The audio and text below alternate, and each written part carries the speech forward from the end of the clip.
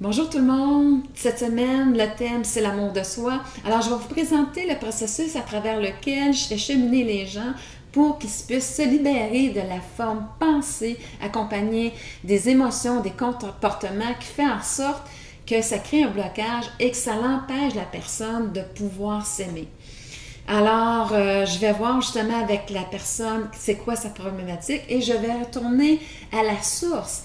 Quel événement que son ego a vécu et qui fait en sorte qu'il a été acheté ces formes de pensée-là, pour comment il s'est bâti, pour quelles raisons il l'a fait.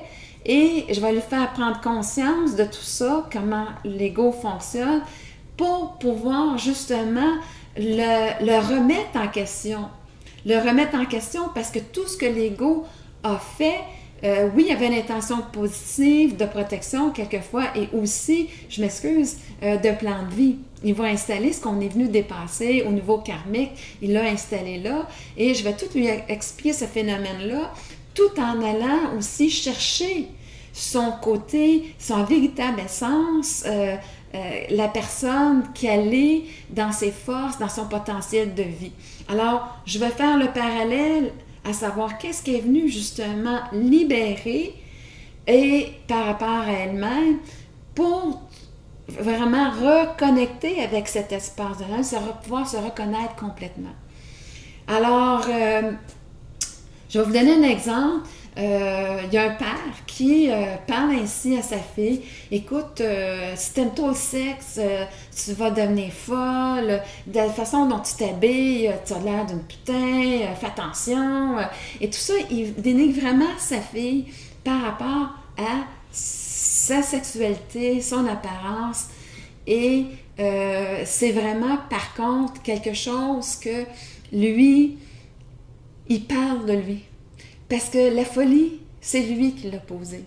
C'est lui qui a posé des gestes d'inceste vis-à-vis sa fille et il essaye de lui reporter, lui projeter cette responsabilité-là sur elle qui n'est absolument pas capable de voir sur lui. Et il va même aller jusqu'à dire, si tu aimes trop le sexe, tu vas exactement te retrouver comme ta tante dans un hôpital psychiatrique. Et chez elle, c'est certain que ça joue beaucoup sur, quand il y a eu de l'inceste, ça joue beaucoup sur l'estime de soi, sur la remise en question. Est-ce que c'est moi justement qui a causé ça? C'est vraiment ça? J'étais-tu provocatrice? Et aussi, ça crée aussi chez elle la peur. La peur d'être folle comme sa tante. Alors, je vais juste me concentrer sur cette part-là. Pour l'exemple, alors cette part-là, c'est que en voulant se protéger d'être folle, ce qui va faire que l'ego, pour faire ça, il va assumer, dans le fond, en voulant la protéger de « je suis pas folle », en arrière, c'est « je suis folle ». Donc, c'est comme, il veut protéger quelqu'un, mais pour la protéger, c'est qu'en arrière, il nourrit la possibilité qu'elle soit folle. Sinon, il n'y aurait pas besoin de la protéger. Donc, en prenant cette énergie-là, ils viennent assumer qu'elle est folle. Alors, ce qu'il va faire, c'est que, justement, elle va vouloir se protéger de cette identité-là que son ego a pris de son père et qui appartenait, cette folie-là, à son père et qui, quand elle va vouloir le protéger, elle va des fois défendre sa crédibilité d'une façon tellement colérique, comme son père le faisait face à elle, parce que l'ego reprend souvent le même comportement avec lequel il était blessé, il va se protéger de la même façon. Alors, à ce moment-là, ça peut s'apparaître, pour certaines personnes, comme la folie, parce qu'eux autres ne sont pas en train de voir que des fois, quelque chose qui est banal peut, pour être elle, de se défendre comme étant folle. Donc, ça peut donner des comportements qui sont hors normes.